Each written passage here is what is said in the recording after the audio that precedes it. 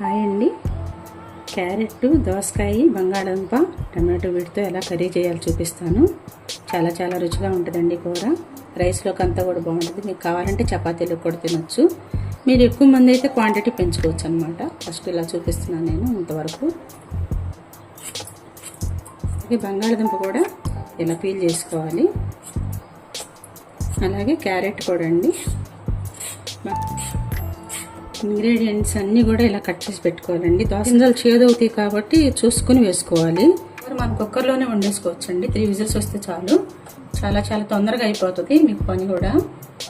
ముందుగా కుక్కర్ పెట్టుకుని పొయ్యి మీద ఆయిల్ వేసుకుని ఉల్లిపాయ రమ్మని కూడా వేసాను ఇప్పుడే. జస్ట్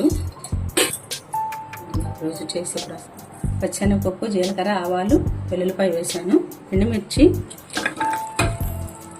1/2 స్పూన్ పసుపు, అలాగే ఇంగువ, చిటికెడు ఇంగువ, కరివేపాకు, కట్ చేసి పెట్టుకున్నటువంటి ఉల్లిపాయలు, అలాగే బంగాళదుంప, క్యారెట్, టమాటో.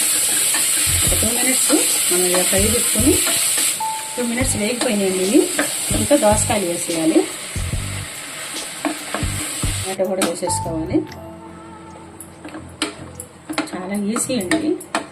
ఇంత ఉప్పు పడుతుంది, ఎందుకంటే టమాటా అన్నీ వేసాం కాబట్టి. వేసేసి ఇవన్నీ కొంచెం ఒక 2 మినిట్స్ మళ్ళీ తిప్పి కొంచెం వాటర్ పోసి కుక్కర్ మూత పెట్టేయటం అనమాట.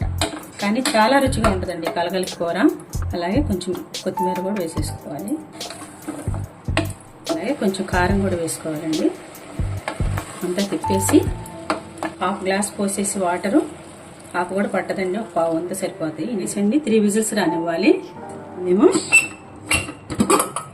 చాలా ఈజీ అండి ఈ కూర వండుకోవడం. చాలా రుచిగా ఉంటుంది. మనము చపాతీలోకి, అన్నంలోకి కూడా వేసుకోవచ్చు అనమాట. ఇది ఒక 2 మినిట్స్ పెడదాము పొయ్యి మీద వెలిగించేసి. ఒక 2 మినిట్స్ అండి హైలో పెట్టేసి స్టవ్. ఉప్పు కారం అన్నీ సరిపోయినాయి లేదు చూద్దాము. అన్నీ సరిపోయినాయండి చక్కగా. కొంచెం ఇంత సాల్ట్ పడుతుంది.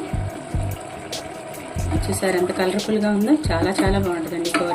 ఇలా గిన్నెలోకి షిఫ్ట్ చేసేసుకుని కొత్తిమీరతో గార్నిష్ చేసుకున్నామండి. దోసకాయ, టమాటో, క్యారెట్తో కలగలిపి కూర ఎలా ఉందో మీరు చేసుకుని చెప్పండి అండి. అండి